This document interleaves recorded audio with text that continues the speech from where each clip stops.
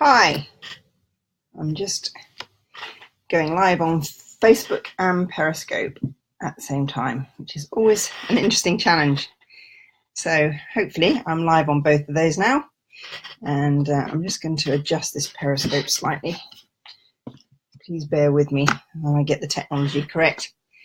Hi, so welcome to this broadcast today, where we're going to be talking for the next 50 minutes on the subject of shame and how shame is absolutely integral to the disease of addiction and to the impact that addiction has on family members. So welcome today, wherever you're joining us, whether you're joining us live on Periscope and Facebook, or whether you're going to be watching this on YouTube. I know a lot of people do watch this after we've done the live broadcast. My name is Severn Graham, and some of you will know me as Sarah Graham, which was my name until very recently. And I'm going to explain a little bit about that because it does fit in very nicely with today's topic. I'm an addiction therapist. I've been a qualified addiction therapist since 2005. I worked with Priory Healthcare in the UK. I trained with them. I have had my own company, which has been called Sarah Graham Solutions since 2009. And that's all fantastic. That's all great experience, and that's part of why I do this work. Is to obviously be of service and because I love it. But I also do this work because I was in active addiction myself from the age of 12 in terms of substances until the age of 32 when I came into recovery. And I was very lucky to be able to have access to some of the best rehab in the world and some of the best therapists in the world. And I'm very aware that not everybody has that. And in fact, most people don't have that. And yet this disease of addiction affects people from all walks of life. It affects people in every culture, in every country in the world. And the vast majority of the people who have this disease of addiction don't know they have it. They don't have access to resources to treat it. And this illness kills the vast majority of people who have it. And that has to change. That has to change because so many great people are being undiagnosed and untreated. And a big part of why they're being undiagnosed and untreated is because people do not understand the illness of addiction. And one of the reasons, a very big reason that people don't understand the illness of addiction is because of shame.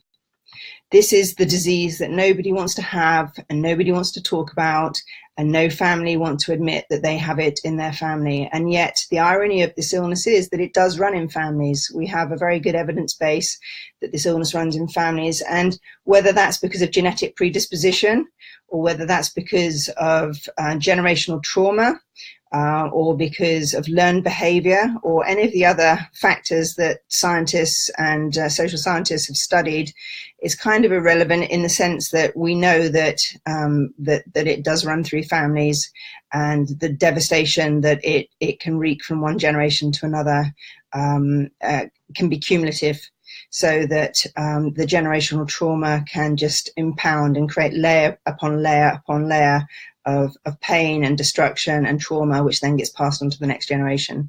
So really this subject, shame, is so important, because if we are to tackle this illness, if we're to break those chains of addiction, we have to get to grips with shame. And to do that, we have to talk about it. So thank you, everybody, for joining me today. I know that this isn't the sexiest topic that you've probably ever seen come up live on the internet and thought, oh, I'm going to go and spend 50 minutes with an addiction therapist looking at shame. It's uncomfortable. So before we start getting some questions sent in, which I will hope to answer through this session, I'm going to just talk a little bit about what shame is, and specifically what shame is within addiction and families. As those of you who've seen these broadcasts before know, I need to stress to everybody that this is not a confidential environment. I know everybody knows that, really, but if you have a question that you want to put to me, or if you're going to be talking about addiction that's affecting you or a family member or somebody you know, if you don't have an anonymous login, if you don't have an anonymous name on either Periscope or Facebook Live, please maybe email me a question for the next time we do one of these broadcasts. We're going to be doing them every month. We have been doing them pretty much every month, usually on the first Wednesday of the month. And you can email me to sarahgrahamsolutions@gmail.com with your questions if you need to ask something anonymously. Of course, you can ask general questions. And of course, if it's you that is being affected by this, then feel free to ask me that question if you feel okay to do that. Okay, so this is a topic that's very dear to my heart, shame. And in some ways, I'm one of the best qualified people in the world to talk about this because I have had huge shame, and I am continuing to peel back those layers of shame. And those of you who know me as Sarah rather than Seven, my new name, the reason why I've changed my name is actually partly to battle this shame. I discovered in my mid-20s that I'm a non-binary intersex person. Now that's actually a person who's a combination. Hi, Donald. That's actually a person who's a combination of both female and male. I obviously look much more female than male, but I discovered at age 24 that I have XY chromosomes instead of XX, and I discovered that instead of internal ovaries, which were removed from me when I was 8, and that's what I was told, that I actually had testes removed from me. Now, I'm not going to tell you that that devastating piece of news caused my addiction. It certainly didn't. I've been drinking and drugging since the age of 12. But what I can tell you is that that launched a shame bomb inside of me, which drove my addiction into a kind of nuclear state and accelerated everything. So I got to live the experience of really seeing how shame fuels addiction. And I also got to live the experience of the isolation and loneliness and separation from other people, even family members and good friends, that comes from feeling shame.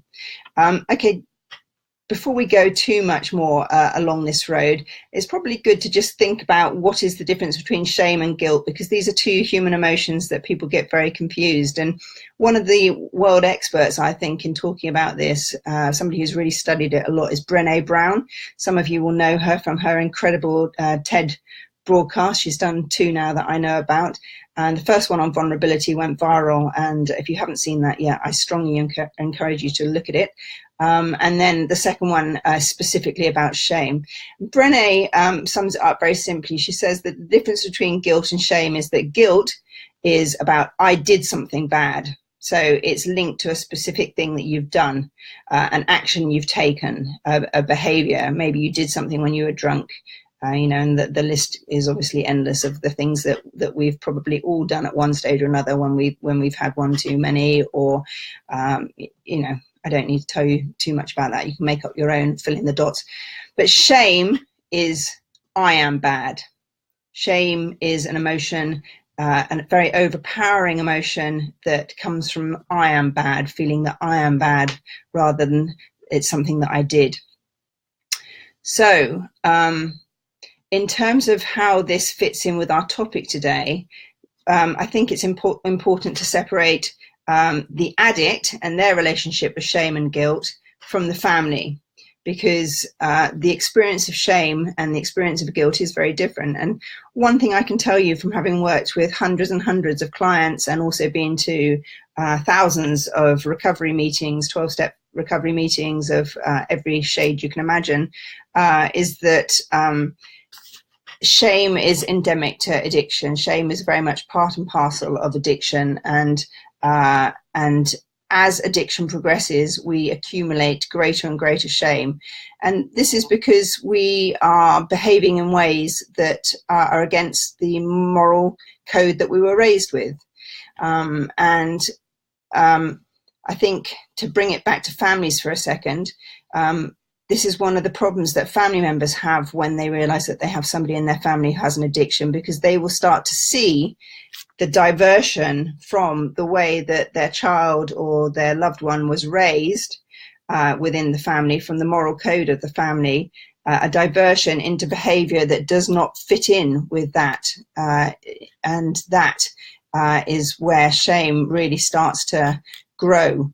when you start to realize that the person that you raised, or the person that you thought you knew so well, actually has another life that you don't know about, a secret life. And it becomes kind of like opening the can of worms. You discover one thing about the person, and and then you don't know where that's going to lead to. Thank you, Donald, for being with us today. We can talk about gambling specifically, because shame and gambling, in fact, the toxic shame that goes with gambling is life-threatening, and I'll come back to that in a second. One other thing I just want to say right up the top here is that we're doing this broadcast today in support of the fantastic blog Letting the Light In. I hope that some of you have been to see Letting the Light In, www.lettingthelightin.com.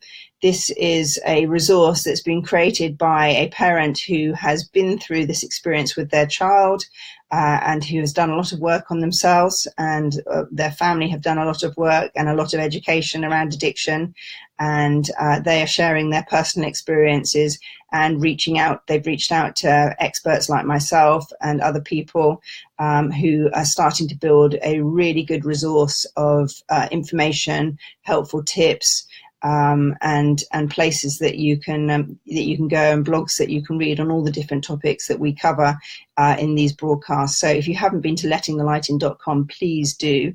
And also, if you're a professional watching this, please share that blog with families. Please share it on your social media. They could really do with kind of reaching a wider audience. There's a lot of information there that people could really benefit from. Okay, I'm not getting any questions through or very much feedback at all from Periscope. I don't know whether that just means that that it's not working very well on my end, but I am seeing who's joining us on Facebook Live, so that's great. So let's let Donald, as you pitched in first, telling us that you think you've got a gambling problem. When I was studying for my addiction counselling diploma, I went along to Gamblers Anonymous, and I was incredibly impacted by what I heard at that first Gamblers Anonymous meeting, because people think that gambling isn't that serious an issue. They just see it in terms of money being spent, and realize obviously that people are probably gambling money that they haven't got.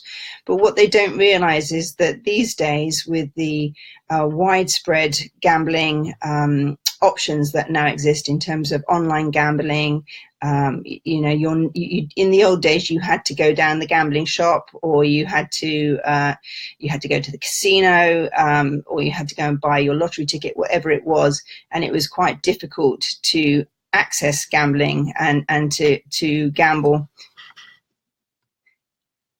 Thank you for that question. I'll come to that in a second. And it was quite difficult to access gambling 24/7. So there was some containment. But in that first meeting I went to, I heard a man who'd been in recovery from his gambling for some months. He'd been going to meetings regularly. He'd got the support of a sponsor. That's somebody who's been through the 12 steps of the fellowship that you're going to, and he had a support structure. But anyway, he'd gone out and he'd relapsed at one lunchtime. He was a city worker, and he'd gone out to a betting shop, and in the course of that one lunchtime, he'd gambled his whole annual wage. And he was a young father. He had a small child, and he had a wife, and he'd gone out and he'd gambled everything. And you can imagine the huge shame that man felt as he sat in that meeting. And it's the shame like that that can lead people to taking their own lives, to self-harming, or to medicating that pain with other substances. So often when somebody has an addiction, they don't just have one addiction, they will have multiple addictions and will move between them. And there are many, many ways that people can fix pain, that people can medicate themselves to deal with the pain of having an addiction. And we all know about substances, alcohol, other drugs like cigarettes, cocaine, cannabis, there's a whole list of drugs. We all know about those, and you probably have some idea how those work. And then, of course, sitting here in Los Angeles, we're in the midst of an absolute epidemic of opiate prescription pain abuse and huge suicide problem, not suicide, a huge overdose problem, and actually a huge suicide problem as well, because those pills are so readily available. I missed the question that came into me just then. Oh, hang about. Letting the light in. I know that you sent us a question. Can you send it again? I think it was about lessening shame. The point of these broadcasts is that we are very solutions focused. So we will talk about the problem. As I said, we're going to be here for 50 minutes. So we're going to talk about the problem, but we will also very much talk about the solution. And I know that most people come in for a short period of time, then have to go back to work and everything. So I will kind of intersperse little bits that you can take away in terms of dealing with shame. And if you haven't got time to stay with the whole broadcast now, please do come back and watch it on the YouTube site, which I will be posting links to on my social media. And I know Letting the Light In will also post links to. One of the things about shame that makes it so dangerous, and one of the ways that it intersects with addiction so fantastically, is addiction is all about secrecy. One of the parts, one of the kind of components of addiction that makes it so deadly is that it's built on dishonesty, and the lies that go with that dishonesty create a separation for the individual from their loved ones and their family. That lying is very much part of the denial process, because when you start to develop an addiction, you start to lie to yourself about the level of use that you're going to have. You start to have to tell yourself lies in terms of persuading yourself that you're not going to do something again, that was the last time that particular thing is going to happen. Most people in the early stages of an addiction, say let's take alcohol, will say, okay, I drank far too much wine, or it was that third glass that did the damage, or it was the whiskey. And so we'll start thinking about changing their drinks or changing their pattern of drinking. And many people, when they come to see somebody like me, an addiction therapist, the last thing that they want is to face the possibility of having to put down all drinks. So abstinence is kind of a horrifying thing to people in the earlier stages of addiction. And it usually takes kind of being beaten into a sense of submission for most people to get to that place where they are willing to entertain the idea of abstinence. But AA say that it's the first drink that does the damage, and that's really true. If you have an addiction, it's not the third drink or the fourth drink or the fifth drink, or that's when the incidents will start happening that you get so ashamed of. Actually, it's that first drink that sets off the lowering of inhibitions. It kind of lights the touch paper in your head, and it starts the addiction kind of properly. It kind of ignites the fuel, and then you develop what we call powerlessness, so that once you've had that first drink, it's very likely you're going to have that second drink, and with each drink you lose control of where your evening is heading. And ultimately, you can end up in blackout, which is where you are still functioning, you're still doing things, you may be still kind of being seduced by somebody or going and seducing somebody, but you don't really have a clear recollection of what happened. And blackout and the things that happen when we're completely inebriated or completely high create often these parts, we call them consequences, that are so shaming to us when we wake up and realize the next day. And the denial process comes in, because it's at that point when you have that kind of like, oh no, I didn't do that, did I moment. That's when the denial process comes in, and the kind of horse trading with yourself about, okay, well, I'm not going to do that again, and I'm not going to hang out with that person again, and all that sort of stuff. So to come to that question, I will get there in the end, dissolving shame. So shame, as I was trying to explain there, is very much tied in with dishonesty. It's very much tied in with secrecy. One of the big sayings that you'll hear in early recovery is secrets keep us sick. And that is so true. And the way to break through that shame and that secrecy is to start talking, to start actually letting people know the truth. to stop hiding the reality from yourself if you're the addict, and if you're the family member, to stop keeping the secrets of the addict and to actually start talking as a family and connecting and joining up the dots. Because an addict in active addiction is going to try and divide and rule your family.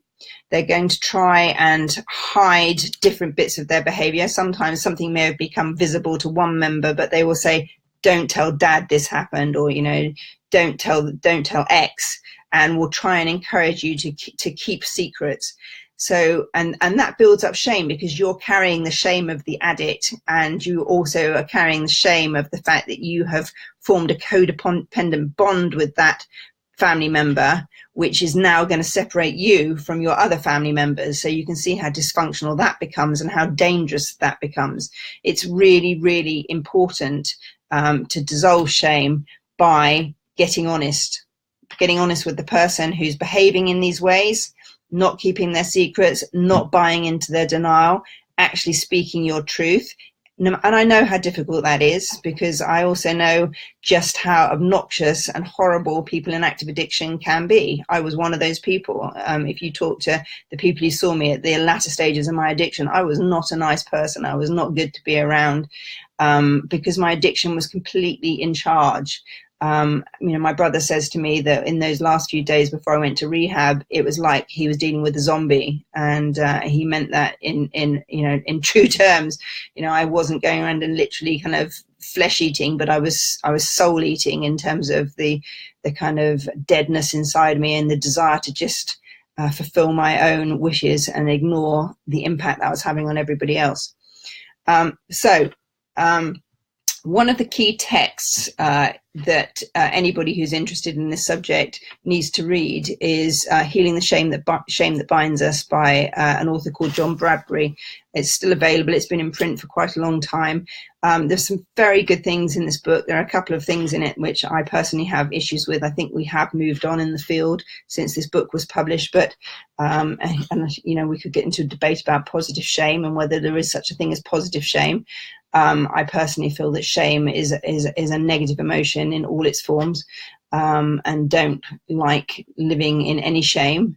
But that book has some very good tools that are really worth looking at. And the key tools that John Bradbury talks about in Healing the Shame are affirmations, visualizations, inner voice work, feelings work, guided meditations.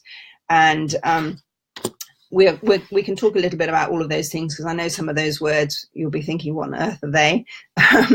But I'm a very, very big supporter of and believer in the 12-step program of recovery, and the meetings that are available for the 12-step programs are free.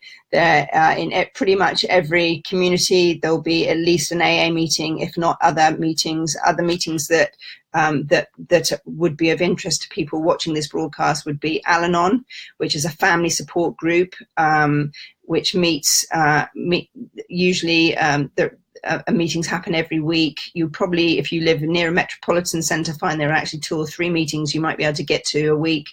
Codependency is talked about in CODA, CODA, and that's a great fellowship which is growing around the world. In terms of sex and love addiction, and I want to talk actually about sex and love addictions, because shame is a huge component of sex and love addiction, and our discomfort with talking about sex and relationships and our bodies and the reality of our human needs is, again, very problematic, and kind of really does kind of enmesh with addiction. And lots of people who have issues with substance addictions also have issues in the area of relationships, be it in terms of love addiction or in terms of sex addiction or sex avoidance. There's something called sexual anorexia, which is the flip side of the sex addiction coin. Most people probably have heard of sex addiction, but you may not have heard of sexual anorexia, equally as important.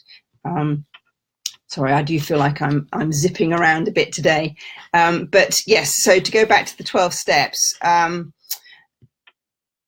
the 12 steps, which are the foundation of all of these different meetings and programs I've just mentioned, they're basically a shame reduction toolkit, and a shame reduction toolkit which has helped millions of people around the world to get sober, to get clean, to put down their addictive behavior, to stop binge eating or to stop starving themselves to death. This toolkit, which was developed by Bill W. for Alcoholics Anonymous, has been rolled out across all of these different fellowships and works very effectively. The two key steps in terms of puncturing shame and reducing shame and right-sizing shame are steps 4 and step 5. Step 4 is made of searching a fearless moral inventory of ourselves.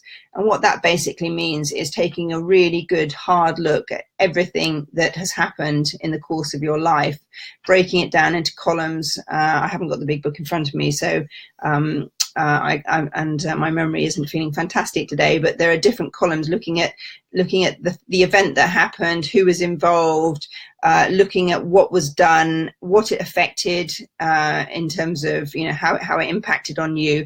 But then crucially, the column which is so difficult at first for addicts often to look at is the column that looks at your part in that event, whatever it was. And most of us who have an addiction really find that our kind of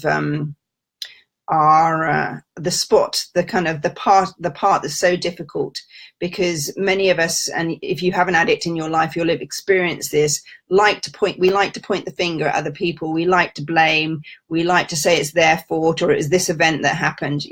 Going back to that little piece of my own story that I told you, I would have told you through the 1990s that I was born a woman with testes. That's a horrendous thing. I wouldn't have told you because I was too ashamed. But in my internal conversation with myself was that this is horrific. I'm a freak. I'm a monster.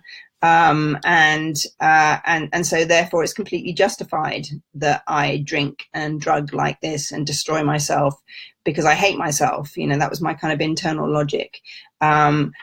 So the steps get you to kind of break that down and bring some kind of sense of reality to things and look at your part in situations. My part in that situation, in terms of how that news impacted on me, was that I didn't tell anybody, and that I just let my addiction take over. I had people around me, loving, kind people, who would have listened to me and who would have helped me, but I had too much pride and too much arrogance and too much fear. And if I'm honest, there's some of those big horrible things that happened to me, I used. They were convenient. And I think that's often the case, that the addiction will grab hold of these things, these horrible events, these traumatic events, and seize the opportunity to fuel the addiction. And addiction does end in jails, institutions, and death if it's untreated. And that again is one of the reasons why this illness is so devastating to families, because your child, your loved one, is heading in the direction of places that you never thought that somebody in your family would go often. Who would like to imagine that their little precious baby is one day going to end up in a psychiatric institution? Who nobody dreams that their child is going to end up an addict when they grow up. So it's really not something that people would want to happen.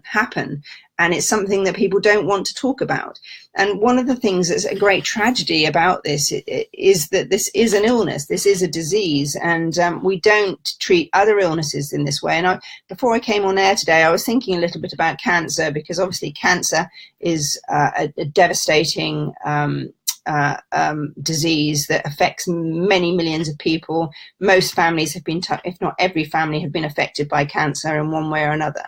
And of course, when somebody is diagnosed with cancer, there is nothing but pity and empathy for the family and support offered for the family, as that should be the case, because it's a horrendous illness. And families do need a lot of love and support when somebody is going through cancer treatment. It's a pretty grueling, horrific process. And yet, when somebody is diagnosed with an addiction, if they are diagnosed with an addiction, there's no kind of outpouring of love and support in that way, because most people think that the person has done it to themselves. They think that, well, it's their fault. They've drunk to the point that they've damaged their liver, or they've smoked synthetic cannabinoids to the point that they're having to be sectioned. So it's their fault. But we know from the brain now that actually some people have a propensity towards addiction, that some people's brains have a tendency towards compulsivity and depression, which are the two main drivers of addiction. And, you know, to say something really controversial, of course, lifestyle has a huge part to play in cancer. Many cancers are preventable. So, and yet we still, and we know that, we all know that, we know that many of us are eating unhealthy foods or living unhealthy sedentary lifestyles. We know the risk factors for heart disease, and yet that kind of condemnation of the person who has a health consequence of living an unhealthy lifestyle is not there for those people, and yet it is there for the addict. And that's wrong, because this is a mental illness. And until we as a community, until we as families, until we as a society truly embrace the fact that this is a mental illness and it's a treatable mental illness, and that this silence that's going on in society is actually making things much worse, this illness is going to continue to progress. I'm just going to have a little sip of water. I hope I'm saying something that's useful to people out there. Has anybody got any questions that I haven't kind of gone near the subject of so far today? We've got about 20 minutes left, so if there's anything.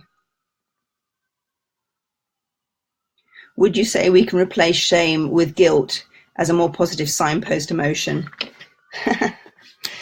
I think that in this process that I've been talking about, where, for example, somebody writes a step 4, and that so the process of step 4 is that you write all this stuff down, and it's often pages and pages and pages of things that you thought you'd never ever tell another human being.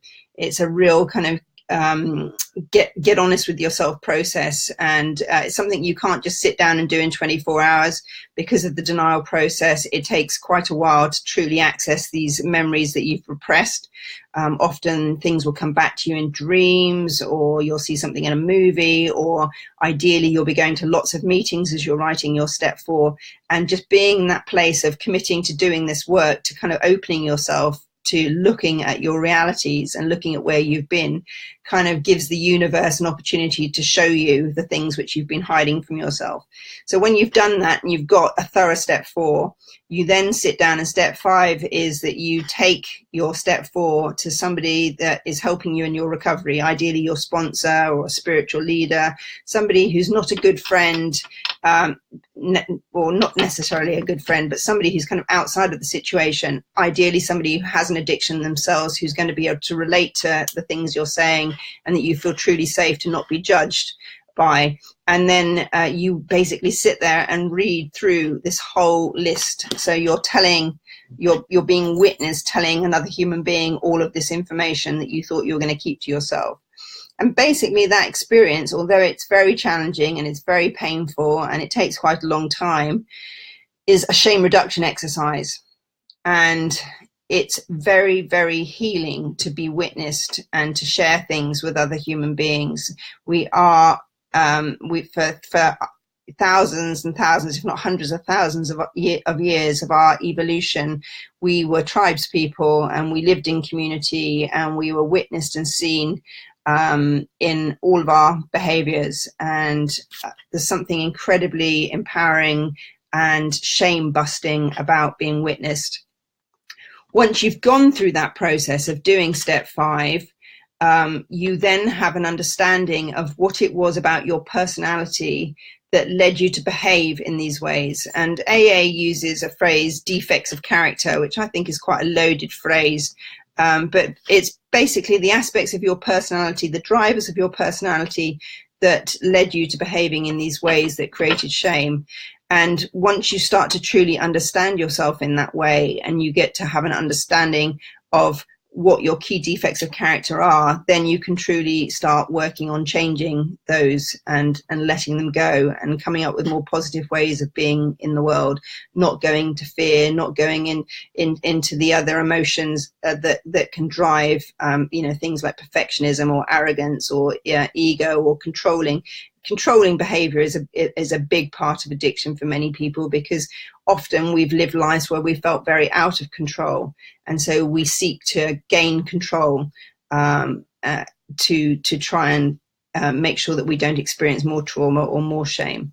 So to go back to that question from letting the light in, I think that once you've gone through this painful but powerful healing process, be it formally through the 12-step process, or be it through going to see a therapist and working on your history with a therapist, or maybe going to see some kind of spiritual advisor, just having some kind of community where you can talk about this and other people can tell you their experience, transforms shame, lessens shame, reduces shame, and then you get to a place where you're more able to experience empathy. I think one of the differences in families between the addict and the family members is that an addict who is very trapped in shame, who is kind of in an addiction which is out of control, has very little capacity to experience guilt, is emotionally very frozen and self-centered, and so has very, very little capacity to experience guilt. It's one of the things which, as the addiction progresses, you get less and less sensitive to the impact that you're having on others. I talk about it in terms of your heart dying, and I really feel that does happen. You care less because you have all of these traumas and you have all of these layers of shame which just surround and engulf and literally squeeze the very life and humanity out of you. And so it takes a lot of work in recovery to get back to a place where you can start really having empathy for other human beings and start to really see clearly how you are relating to other human beings and having an impact on them.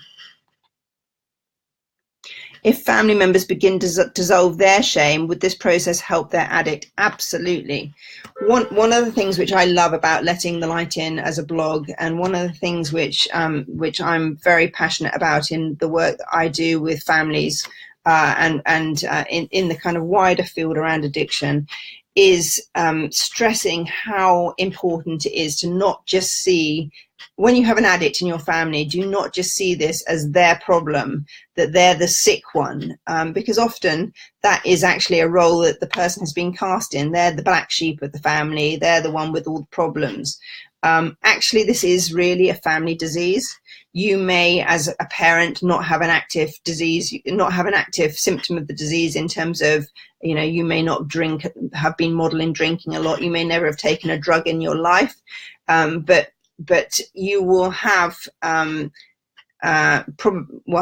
almost certainly you will have codependency issues. And if you don't know what codependency is, I thoroughly recommend a book by Pierre Melody called Codependent No More. But every family that has addicts in it has been affected by this disease in multiple ways. And sometimes it may be that the addict shows absolutely no sign that they are willing to seek help or get into recovery on their own. And what I would say is actually there is an enormous amount that families can do to speed up that process and to encourage the addict to want to seek help. And these are things that we've talked about in previous sessions, like tough love and setting boundaries and making sure that the addict doesn't miss out on consequences and things like that. So that's all stuff that can be done to accelerate the process of wanting recovery in the addict. I don't believe that you just have to, just sit back and let them rock bottom, because that rock bottom can be death. And here in America, the age of the young people dying from overdosing is so young that I absolutely encourage family members not to sit back and to just let this happen, because you can't gamble that they're going to naturally hit their rock bottom. You have to, as a family, do everything you possibly can to help that young person seek help as soon as possible, because so many young lives are being lost at the moment that it's horrific. It's absolutely horrific, the number of young people who are being lost in this country at the moment. And older people too. There's an older opiate epidemic, but young people are overdosing every day. It feels like in Los Angeles another person is lost. But I am enormously positive about the way that when the families start to heal themselves, when they start to look at their own issues, how that does have a really positive impact on the addict. Inevitably, when we start breaking our own dependencies, whatever those dependencies are, and it may be a dependency on a particular kind of thinking. You know, quite often you may have a family member who doesn't have a substance abuse issue, but they have an anger issue, for example. We can be addicted to anger states. We can be addicted to thought processes. We can be addicted to social media. You know, that we can, anything that changes the way we feel, that can numb us out or make us feel strong emotions that are different to the emotions that we don't want to feel, we can get addicted to.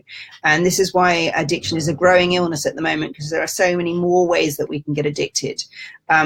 It's vital that family members look at their own relationship with themselves and also look at the relationships in the rest of the family, because we have to live in hope that the addict themselves will seek help and that they will get into recovery.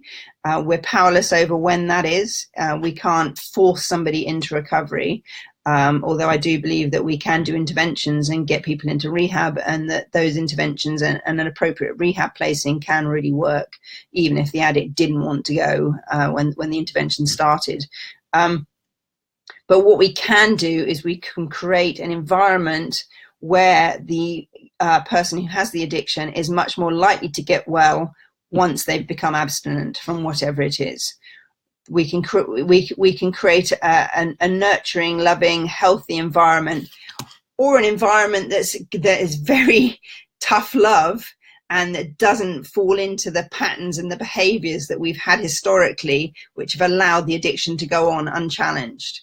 You know, I'm sorry if I'm kind of not being overly specific about this, because one of the joys of my job, but one of the things that makes it difficult to communicate in a kind of mass broadcast like this, is the fact that it's so complex. This is an illness that manifests in every single person in a different way. Everybody has their unique combination of different behaviors and substances they may use. Everybody has a different emotional landscape, and also everybody has different tools or different kind of levers that they're going to need to be to use or to be pulled in order to propel them in a healthier direction. So if I sound like I'm being a bit vague, I'm just being vague because it's complex, and I hope you forgive me for that. I'm just having a look at the post-it notes I wrote before this, just to see if there are any major subjects that we haven't gone near. Okay, I want to spend the last few minutes, we've got about 7 or so minutes, and I want to spend these last few minutes talking about some positive things that we as addicts and that we as family members can do. Going back to that list from Healing the Shame That Binds Us, affirmations.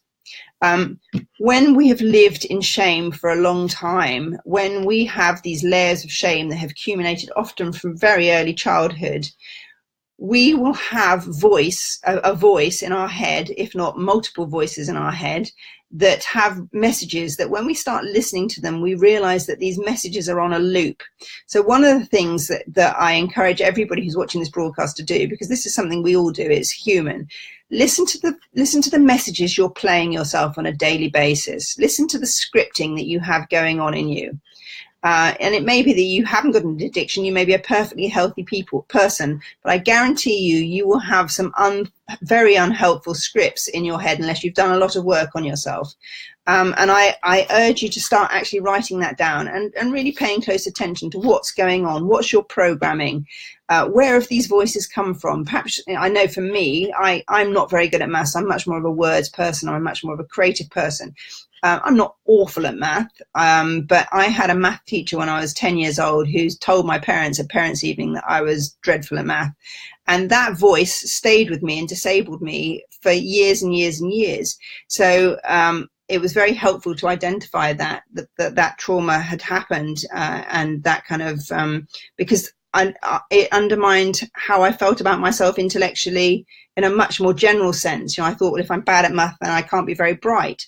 And most of us have had experiences at school that were less than positive or less than empowering. So most of us have got voices from the past of that we play. Well, I would say to you, don't give these people space in your mind anymore. Make a decision today that you're going to unearth what your script is, that you're going to really take a good, hard, cold light of day look at it, and you're going to change it. Because if you want to lessen your shame, you really need to start saying nice things to yourself. And you may you may have a boss who's still saying horrible things to you, who you can't control, although of course you can actually, you can control it in the sense that you don't have to expose yourself to toxic people. You do have choices about that. But what we can do is we can start working on the programming.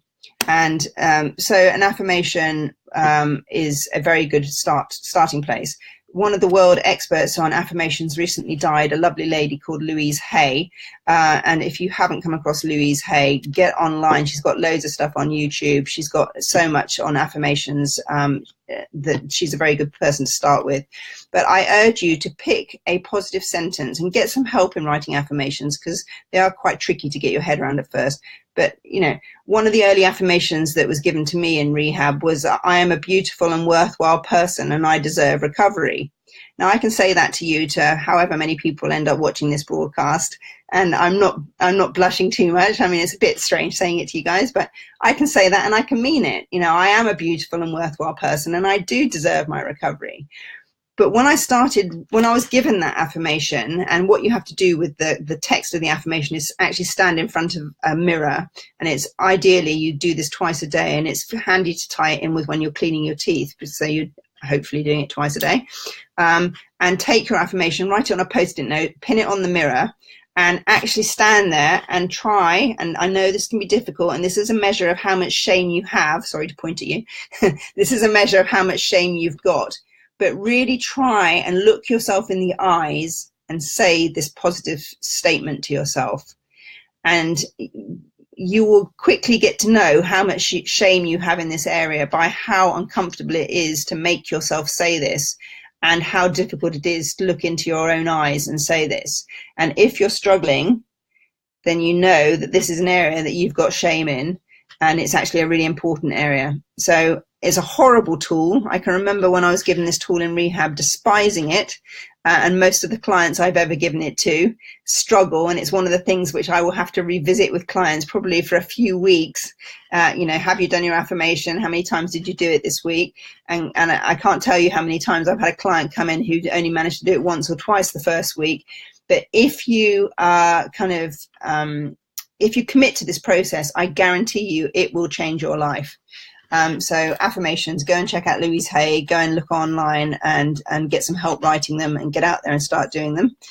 Visualizations, another very powerful tool. Often, and I haven't really had time to go into this, but often people have enormous shame about their bodies, especially there's another thing which we haven't had time to go into much, but there is a real gender division in terms of how shame manifests as well. And this is changing, actually. It's starting to be the case, unfortunately, that many men are getting much more shame about their bodies and how they look. That used to be a female prerogative, but most of us have shame about our bodies in one way or another. And a kind of lack of acceptance and a lack of love. So one visualization exercise you can do is to visualize yourself looking at yourself as somebody who really loves you, looking at you as a parent, or looking at you as your godparent, or so think about a positive person from your life who really loved you. Maybe you can't think about a positive person who really loved you, but maybe you can think about a pet that you've known. Think about how your dog looks at you and what your dog thinks of you, and just really visualize yourself from a place of love. and try and bring love to the part of yourself that you're really struggling with. Guided visualizations, again, can be very powerful. There are lots of guided visualizations on YouTube, and if you just Google guided visualizations, Oprah and Deepak Chopra, fantastic guided visualization meditations. And there's a great resource that Oprah and Deepak have put together, which you can go out and take part in for free. You can, if you really get into the work, you can subscribe and start paying some money to them, but you can do quite a lot of work for free. In terms of the feelings work, and I'm aware that we are at time, so I'm going to wrap this up quickly. In terms of the feelings work, if you can get access to a therapist, please do. If you are affected by an addiction, or if you've been affected by somebody who loves addiction, it's really good to have a safe space that you can go to every week, somebody who can really get to know you and who you can sit and just have time for yourself, away from the chaos and the drama and all of the stuff that's going on, and to just talk about what's going on. If you can't afford a therapist, and even if you can afford a therapist, journaling. Get yourselves a journal, get yourselves a nice book that you like, get yourself a decent pen, because you're going to be spending a lot of time. And every day, try and write at least a page. Just don't edit yourself. It doesn't matter about the grammar. It doesn't matter if your sentences are beautiful sentences. Nobody's going to see this apart from you. It's not going to be published. Just take time to show up for yourself on the page and just write what's really going on for you and how you're feeling. And bringing this back to shame, sit down and write about what you're feeling shame about. Really expose that feeling, that emotion to the cold light of day. And just really let yourself connect with the feelings as you're writing as well. Because often the way out the other side of these things is to feel our way through them. Unfortunately, we can't get around it. We can't get over it. We can't get under it. We have to feel our way through it. Okay, so that brings us to time, everybody. I hope that I've said some things that have been useful to you on this topic of shame. It's a biggie. It's huge. 1 in 10 of the general population have an addiction. So this is an illness that does affect pretty much every family out there.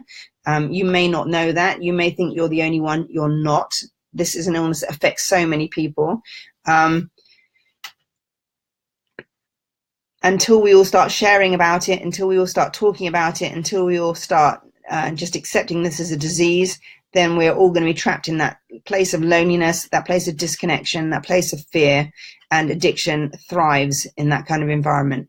So please, everybody, if you found this at all useful today, share it. It's going to be put on YouTube shortly. I will post links on my Twitter feed, which is @AddictionExpert. I'll post a link on this Facebook page, Sarah Graham Solutions. I am going to be renaming my company 7 Graham Solutions in due course. I'm just going through this pronoun and name changing process, which has been challenging but great. Recovery is all about growth. We are, one of the exciting things about recovery is it's all about change, and it's all about growth, and it's all about reinvention. And whatever it is that you're feeling ashamed about, whatever it is that brought you to this broadcast today, I want you to know that this will change, this will shift, it's not going to kill you, you will be okay. There are people out there who understand.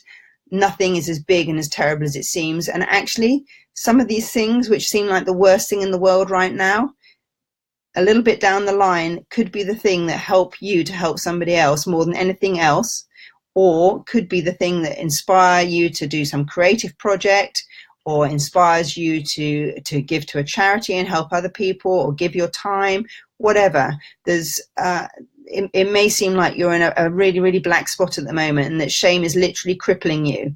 But from my own personal experience, and from the many, many people I've worked with, and the many friends I have in recovery, and the incredible spiritual community around the world of people who are working on themselves to transform, shame is not something we have to be trapped by, and we can learn a lot from shame.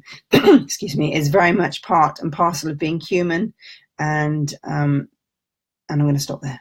Thanks. I hope that was useful to you, and see you next time. Hopefully, or definitely the first Wednesday of October at the same sort of time. Okay. Thank you, everybody.